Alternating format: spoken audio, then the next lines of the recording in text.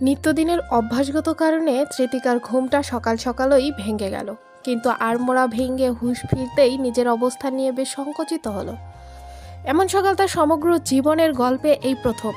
কোনো এক সুঠাম সুদর্শনের বাহুডোরে সে আবদ্ধ, যে ব্যক্তি তাকে নিজের সাথে সম্পূর্ণ আষ্টে পৃষ্ঠে দৃঢ়ভাবে জড়িয়ে রেখেছে। তৃতিকা হালকা শ্বাস নিল। সাদা রেশমের চাদরের আদলে দুটো অস্তিত্ব নিজেকে ঢেকে রেখেছে। শরীরের প্রতিটি কোণ, প্রতিটি স্পন্দন এই একাত্ম অনুভূতিতে ভেসে উঠল তার। চোখ বুঝতেই ভাবনায় ধরা দেয় রাতের বিশেষ মুহূর্তগুলো। নিমিষেই তৃতিকার লজ্জায় লালচে রাঙ্গা অনুভূতিতে রঙিন হয়ে ওঠে।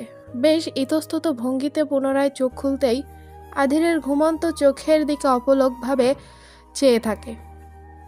এতটা কাছ থেকে এহেন নিষ্প্রভ চাহনিতে সে কখনোই আধিরকে দেখার সুযোগ পায়নি। বয়সের এই অসমতা, অভিজ্ঞতার এই গাঢ় পার্থক্য, সব কিছু যেন গুরুত্ব হারিয়েছে। আধিরের ভালোবাসার পরিমাণ এতটা মারাত্মক, এতটা তীব্র যে তৃতিকা অনুভব করল তার ছোট্ট হৃদয়ও নিমিষেই ভেঙে পড়তে পারে এই ভীষণ আবেগের ভারে। ভালোবাসা, আকর্ষণ, ভীতি, এই তিনটি একত্রিত হয়ে তার শরীর এবং মনকে সম্পূর্ণরূপে জয় করেছে। দীর্ঘ এক মুহূর্ত ধরে তৃতিকা চোখ বন্ধ করল। মনে মনে আত্মার গভীরে সেই শক্তি ও কমলতার সমন্বয় অনুভব করে। আধিরের প্রতিটি নিঃশ্বাস, তার কোমল হাতের দৃঢ় স্পর্শ, সবকিছু এক অদ্ভুত চক্রে মিলেমিশে তার চেতনার একাকার হয়ে রয়েছে। সে বেশ বুঝতে পারল এই সকাল, এই ঘর, এই স্পর্শ সবকিছুই তার জীবনের পূর্বের সকালগুলিকে অমোঘভাবে অতিক্রম করে ফেলেছে। তৃতিকা আর একটুও সময় নষ্ট করে না। আধির ঘুম থেকে ওঠার আগেই এখান থেকে পালাতে হবে। হ্যাঁ, পালাতেই হবে বটে। এক রাতের মধ্যে কি হতে কি হয়ে গেল এখনও ভাবতে নিলে তৃতিকা আশ্চর্যের ঘোরে হারিয়ে যায়। আর সকাল সকাল এহেন পরিস্থিতিতে সে কখনোই আধিরের মুখোমুখি হতে পারবে না। অন্তত কিছুটা সময় তো লাগবে পুরোপুরি স্বাভাবিক হতে। তৃতিকা তীব্র প্রচেষ্টা ও কৌশলে আধিরের দৃঢ় বন্ধন হতে নিজেকে মুক্ত করলো। আশেপাশে তাকিয়ে দেখে ঘরের অবস্থা আর স্বাভাবিক নেই। গতরাতে চারপাশ ছিল নানান ফুলে সজ্জিত, আর এখন তা ছড়িয়ে ছিটিয়ে এলোমেলো বিতিকিচ্ছিরি হয়ে রয়েছে। আধির যে এত খচ্চর তা সে কল্পনাতেও ভাবেনি। পুরুষ মানুষের বাহ্যিক আচরণে তাকে পুরোপুরি মহাপুরুষ ভেবে বিশ্বাস করাটা যে পৃথিবীর সবচেয়ে বড় গাধামি, তা সে এক রাতেই হাড়ে হাড়ে টের পেয়েছে। তৃতিকা পুনরায় ভারী শ্বাস ফেলে। ঘরের সাথে সাথে সে নিজেও আর স্বাভাবিক নেই। গায়ের তীব্র ব্যথায় তার জান পাখি উড়ে যায় উপক্রম। এতক্ষণ যা ট্রেন না পেলেও এখন তা ঠিকই বুঝতে পারছে। সে এক পলক ঘুমন্ত আধিরের দিকে তাকিয়ে কপাল কুঁচকে বিরক্তি ভঙ্গিতে আওড়ায়। ইন্টারন্যাশনাল গিরগিটি বিছানার পাশেই মেঝেতে পড়ে রয়েছে তার গাঢ় লাল রঙের শাড়িটা। তৃতিকা দ্রুত সেটা তুলে নিয়ে নিজেকে কোনো মতে পেঁচিয়ে সোজা ওয়াশরুমে চলে যায়। হালকা গোলাপি ও সাদা রঙের মিশেলে বেশ ভারী ও নতুন চকচকে শাড়ি পরে মাথায় বড়সড় একটা লম্বা একটা ঘোমটা দিয়ে তৃতিকা কক্ষের বাহিরে এলো। এত সকালে বাড়ির সকলে উঠেছে কিনা সন্দেহ, কিন্তু সে ওই রুমে আর বেশিক্ষণ থাকতেও পারবে না। কেননা সে গোসল সারতে তা না সারতেই আধির ঘুম থেকে উঠে গিয়েছে, যা সে লক্ষ্য করে। রুমের বাইরে আসতে নিলেই পেছন থেকে আচমকা আধির বেশ গম্ভীর স্বরে বলে ওঠে, আমাকে একা ফেলে কোথায় পালাচ্ছ? ঘুম জড়ানো কণ্ঠস্বরে তৃতিকা এক মুহূর্তের জন্য চমকে উঠল। সে দ্রুত মাথায় ঘোমটাটা বড় করে টেনে নেয়, কেননা গায়ে গলা আর ঠোঁটের যা অবস্থা তাতে এই হাল নিয়ে আর স্বাভাবিকভাবে ঘোরাফেরা করা পারবে না সে। তৃতিকা বেশ ইতস্তত ভঙ্গিতে আধিরের উদ্দেশ্যে বলল, পালাবো কেন? নিচে যাচ্ছি। তোমায় নিচে যেতে কে বলেছে? তৃতিকা সত্যি বলতে চেয়েও আর বলল না, খানিকটা মিথ্যে সাজিয়ে আওড়ায়, হ্যাঁ মানে হাফসা ফুপি। বিছানায় বসে কপাল কুঁচকে থাকা আধির খানিকটা সময় নিয়ে ভেবেচিন্তে বলল, ঠিক আছে যাও, তবে আসার সময় আমার জন্য ব্ল্যাক কফি এনো। তৃতিকা আর এক মুহূর্ত দেরি না করে দ্রুত পায়ে রুম থেকে বেরিয়ে পড়ে। আর নিচে নামতেই দেখে রান্নাঘরে ঈশানী কাজ করছে। এই সময় ঈশানীকে পেয়ে সে বেশ খুশি হলো। যতই হোক, বিয়ের পর টুকটাক অনেক নিয়মকানুনই থাকে, প্রয়োজন ভেদে তাকেও তেমন কিছু করতে হতে পারে। কিন্তু তৃতিকাকে দেখা মাত্র ঈশানী কপাল খানিকটা কুঁচকে গেল এভাবে এত বড় ঘোমটা টেনে সকাল সকাল তৃতিকা এখানে কি করছে? সে বেশ সন্দিহান স্বরে তৃতিকার উদ্দেশ্যে বলল, ভাবি আপনি এখানে? ঈশানীর এহেন কথায় তৃতিকা বেশ খেল। সে ঈশানীর যথেষ্ট ছোট, আর এক রাতের মধ্যেই কিনা ভাবি সহ আপনি ডেকে ফেলছে। তৃতিকা বেশ ইতস্তত ভঙ্গিতে আওড়ায়, আপু প্লিজ, আপনি আমাকে এসব ভাবি বা আপনি বলে ডাকবেন না, আপনি আমার অনেক ছোট। ঈশানী বিস্তৃত মুচকি হেসে বলল, একমাত্র ভাই আমার, তাও এই বয়সে এসে অবশেষে একটা পুচকি মেয়ে বিয়ে করেছে বললে ভুল হবে, পুচকি মেয়েকে বউ হিসেবে মেনেছে। তো এখন ভাইয়ের বউ যতই ছোট হোক না কেন, সম্মান না দিলে কি হয়? অন্তত আমি তো ভাবিই ডাকবো। সে না হয় ঠিক আছে, তবু এত তাড়াতাড়ি আমি এসবে অভ্যস্ত কি করে হব? প্লিজ আপনি। আচ্ছা ঠিক আছে, তাই এটা বলো, আমার ভাইকে ঘরে রেখে সকাল সকাল এখানে কি করছো?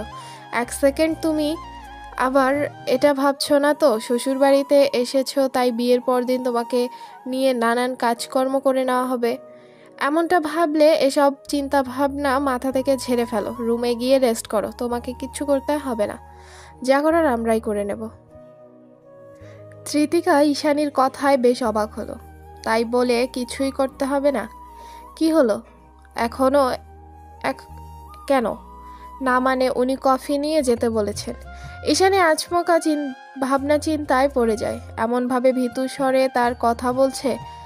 সে কিছুটা কপাল কুঁচকে পরক্ষণেই বিষয়টা বুঝতে পেরে বলল, উনি মানে ভাই? ও, তা আগে বললেই তো হতো। আচ্ছা 1 মিনিট অপেক্ষা করো, আমি বানিয়ে দিচ্ছি। এই বলেই সে কফি বানানোর কাজে লেগে পড়তে না পড়তেই পরক্ষণেই থেমে যায়। কি যেন ভেবে নিয়ে তৃতিকা উদ্দেশ্যে বলল, তুমি তো কাজ করার জন্যই এত সকাল সকাল এখানে এসেছো, তাই না? তাহলে এই কাজটা বরং তুমিই করো। এই বলেই সে মৃদু হেসে তৃতিকাকে জায়গা করে দেয়। তৃতিকা বিষয়টা না বুঝতে পারলেও ঈশানীর মুচকি মুচকি হাসিতে সে কিছুটা অবাক হয়, তবু নিজে হতেই আধিরের জন্য কফি বানাতে লাগলো। এদিকে তার পাশে দাঁড়িয়ে কাজ করতে থাকা ঈশানী তার উদ্দেশ্যে আওড়ায়, তৃতিকা তোমায় একটা কথা বলি। তৃতিকা স্বাভাবিক ভঙ্গিতে তার উদ্দেশ্যে তাকিয়ে বলল, জি, তোমার ঘোমটাটা সাইজটা একটু বেশি বড় হয়ে গিয়েছে না? আমার সাদাসিধে ভাইটা কি তোমার রাতে একটু বেশিই জ্বালিয়েছে? নিমিষেই তৃতিকার হাত থেমে যায়, নাচেও সে খানিক কেসে ওঠে। এই ভাই বোন ভাগ্নে ছেলে সব একই রকম কেন, তা এরাই জানে। তার অবস্থা দেখে ঈশানী বিস্তৃত হেসে বলল, না না, এত লজ্জা পাওয়ার কিছু নেই, এমনিতেই জিজ্ঞেস করলাম আর কি। আমার ভাই অনেক বছর বিদেশে থেকেছে, বোঝই তো ওখানকার আচার আচরণ কেমন, তাই এদেশের হিসেবে তাকে বুড়ো ভেবে ভুল করলে পরে তোমার ওই প্রবলেম হবে। তাই কিন্তু আমার এখনও। এই বলেই সে তৃতিকার দিকে মুখ ফিরিয়ে বিস্তৃত হেসে ফেলে। পরক্ষণে আবার স্বাভাবিক স্বরে বলল, থাক আর তোমায় বিরক্ত না করি, কফি বানানো শেষ হলে নিয়ে যাও, তিনি হয়তো তোমার অপেক্ষায়, তবে বেশি দেরি করো না। তোমার কাকা কাকিরা সহজে আরও আমাদের কিছু আত্মীয় স্বজন আসবেন, দ্রুতই আমার পাগলা ভাইকে নিয়ে চলে এসো। তৃতিকা এখানেও আর এক মুহূর্ত দাঁড়ায় না, দ্রুত কফির মগটা হাতে নিয়ে সোজা দোতলায় চলে যায়। যেখানেই যাচ্ছে না কেন 2 মুহূর্ত স্বস্তিতে দাঁড়ানোর উপায় নেই। বাড়ির সবগুলো মানুষ এক জাতের। তৃতিকা রুমে এসে দেখে আধির নিজ হতেই চারপাশটা গুছিয়ে নিচ্ছে, ফুলের পাপড়ি সহ বাকি সব ময়লা আবর্জনাও প্রায় পরিষ্কার করে ফেলেছে। খেয়াল করে দেখলো আধির গোসলও সেরে ফেলেছে, চুলগুলো ভেজা দেখাচ্ছে, গায়ে সাদা রঙের এক নতুন পাঞ্জাবি জড়িয়েছে, যাতে তার শাড়ির মতোই হালকা গোলাপি সাদা সুতোয় কারুকাজ করা। এটা যে কাপেল সেট তা দেখেই বোঝা যাচ্ছে। তবে তাকে দেখা মাত্রই আধির থেমে যায়। তৃতিকার তার কাছে এগিয়ে গিয়ে আওড়ায়, আপনি রাখুন, আমি করে নিচ্ছি। আধির বেশ গম্ভীর স্বরে বলে, প্রয়োজন নেই, যতটুকু করার করে নিয়েছি, বাকিটা সার্ভেন্ট এসে পরিষ্কার করবে। তৃতিকার আর আগ বাড়িয়ে কিছু বলতে না, আধিরের হাতে কফির মগটা ধরিয়ে দিয়ে আলগোছে সরে যায়। অন্যদিকে আধিরও বেশ স্বাভাবিক ভঙ্গিতে কফির মগটা হাতে নেয়, কাউচে গিয়ে নির্বিকার ভঙ্গিতে বসে, নিজের ফোনটা বের করে কিছু একটা করতে ব্যস্ত হয়। যথারীতি সে তৃতিকার দিকে একবারও ভালো করে তাকানোরও প্রয়োজন মনে করে না। যে ব্যাপারটা তৃতিকা বেশ ভালোই বুঝতে পারে। তৃতিকা খানিকটা বিরক্ত হয়ে ভাবনা চিন্তা করতে লাগলো। সে এখন এই গম্ভীর মুখো খারুসটার সাথে বদ্ধ ঘরে করবেটা কি?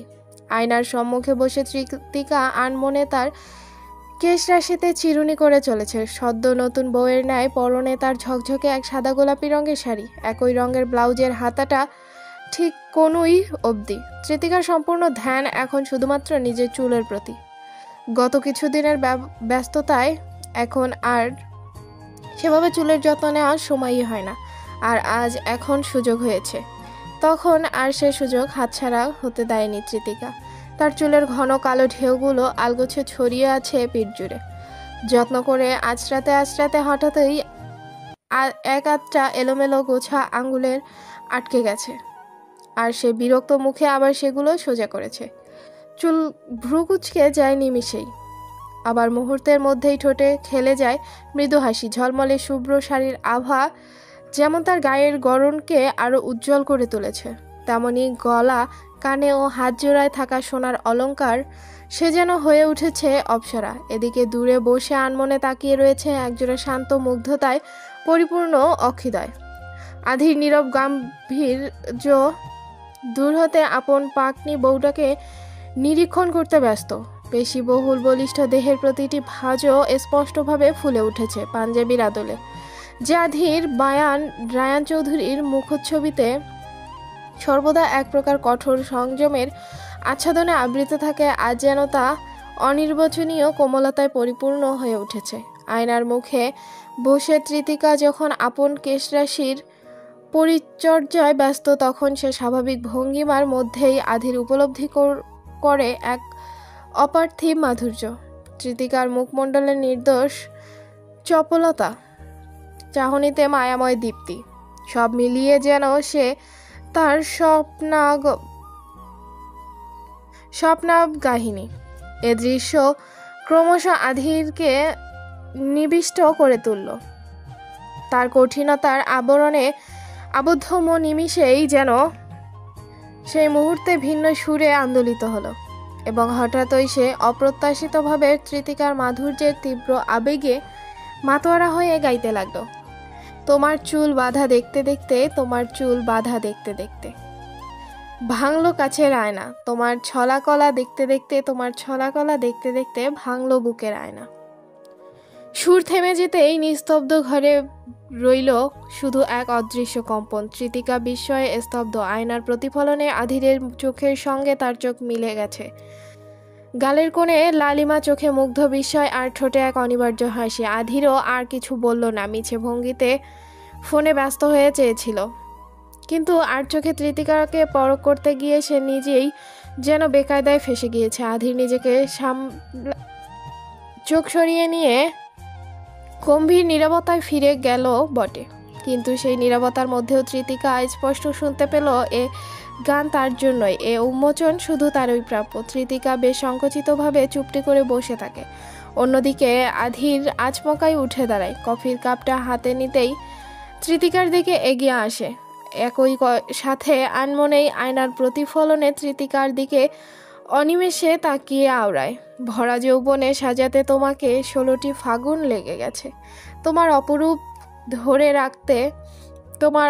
ধরে রাখতে পাগল হলো যে আয়না, তোমার চুল বাঁধা দেখতে দেখতে, তোমার চুল বাঁধা দেখতে দেখতে ভাঙলো কাচের আয়না। আধির এই পর্যায়ে এসে থেমে যায় এবং তৃতিকাকে চমকে দিয়ে আচমকা ড্রেসিং টেবিলের এক কোণায় তৃতিকার সন্নিকটে চুপটি করে বসে। তৃতিকা বিস্ময়ের নজরে তার দিকে তাকাতেই সে নির্বিকারে নিজের মাথা ঝুঁকিয়ে তার উদ্দেশ্যে আওড়ায়। ভেজা চুল ভালো করে মুছে দাও। তৃতিকা শুরুতে তীব্র সংকোচ বোধ করলেও পরক্ষণেই আধিরের কথায় কিঞ্চিত কপাল কুঁচকে আওড়ায়। কেন, আপনি নিজে করলেই তো হয়। আধির অনিমেষেই মৃদু হাসে। এই পাকনি সর্বদা ঝগড়া করার মুডেই থাকে, এছাড়া তার সংকোচবোধের সীমা নেই। সাধেই কি আর ঈশায় এতে তেতোকা নামটা দিয়েছিল? আসলেই নিমফলের মতোই তেতো এই মেয়ে। আধির বেশ গাম্ভীর্যের সহিত তৃতিকার উদ্দেশ্যে আওড়ায়। ঘরে এখন বউ আছে তো আপনার হাত পা ভেঙেছে? বেশি কথা বললে ঘুষি মেরে নাক মুখ ফাটিয়ে দেব, চুপচাপ কাজ করো। তৃতিকার কথা বাড়ায় না। আধিরের উল্টোপাল্টা কথার আকার ইঙ্গিত বোঝার চেয়ে এভাবে অহেতুক কথাবার্তা বলে সময় নষ্ট করাও ঢের ভালো। তবে অতিরিক্ত কিছু করতে গেলেই তো তার মেজাজ খারাপ হয়ে যায়। তৃতিকা পাশ থেকে সাদা তোয়ালেটা নিয়ে সেখানেই চুপটি করে বসে থাকে। আধিরের রেশমের ন্যায় ভিজে সিক্ত চুলগুলো আলতোভাবে মুছে দিতে লাগলো। সে তার কাজে বেশ মনোযোগী রইলেও আধিরের নজর সম্পূর্ণ তৃতিকার দিকে। ক্রমশই তৃতিকার কাজের বেখেয়ালিতেই সে তার মুখটা ধীরে ধীরে তার দিকে ঝুঁকিয়ে তৃতিকাকে খুঁটিয়ে খুঁটিয়ে দেখতে থাকে। এদিকে তৃতিকার সেসবে হুঁশ নেই। মাথায় যে আগের মতো কোনো ঘোমটাও নেই তাও সে ভুলে গিয়েছে। অথচ আধির তার দিকে তাকিয়ে কেমন যেন মিটিমিটি করে হাসছে, যা দেখা মাত্রই নিমিষেই তৃতিকার কপাল কুঁচকে যায়। সে খানিকটা অবাক স্বরে আওড়ায়, কি হলো, হাসছেন কেন? আধির এবার বিস্তৃত তীর্যক হেসে আওড়ায়, তোমাকে দেখে। মানে? তৃতিকা এই বলেই দ্রুত আয়নার দিক ফিরে তাকাতেই সে নিজেকে দেখে, যা বুঝে যায়। নিমিষেই সে তীব্র সংকোচে আঁচল টেনে মাথায় ঘোমটা দিতে উদ্বিগ্ন হয়। আর অমনি আধির তার হাতটা তৎক্ষণাৎ চেপে ধরে আটকায় এবং সরাসরি তার অন্য হাতের বুড়ো আঙ্গুলটা স্পর্শ করে। তৃতিকা গোলাপের পাপড়ির ন্যায় ঠোঁটের নীলচে রঙের ক্ষতযুক্ত কোণায় তার স্পর্শে তৃতিকা ক্ষীণ ব্যথায় আকস্মাৎ মৃদু কেঁপে ওঠে। অন্যদিকে আধির তার চোখে চোখ মিলিয়ে নিস্পৃহে তীর্যক হেসে আওড়ায়, এই না দেখতে দাও, নিজের বানানো ক্ষতগুলো দেখতে দাও আমায়, চলবে।